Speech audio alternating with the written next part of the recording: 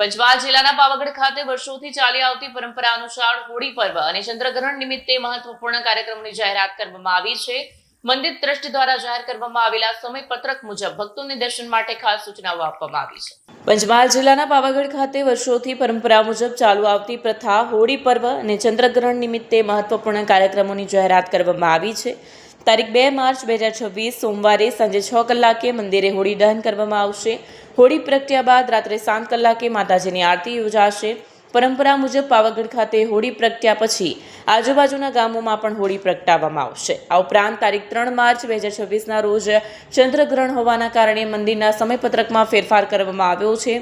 પૂર્ણિમાના દિવસે સવારે 5 કલાકે આરતી થશે અને સવારે 6 વાગ્યા સુધી દર્શન ખુલ્લા રહેશે. ત્યારબાદ ગ્રહણ દરમિયાન મંદિર બંધ રહેશે. તારીખ 4 માર્ચ 2026થી મંદિર ફરી નિયમિત સમય મુજબ ખુલ્લું રહેશે. મંદિર ટ્રસ્ટ દ્વારા ભક્તોની સૂચના આપવામાં આવી છે કે સમયપત્રક મુજબ દર્શનનો લાભ લે અને સહકાર આપે. વિડીયો જર્નાલિસ્ટ નરેન્દ્ર પરમાર સાથે સજા ટીવી ન્યૂઝ હાલોલ.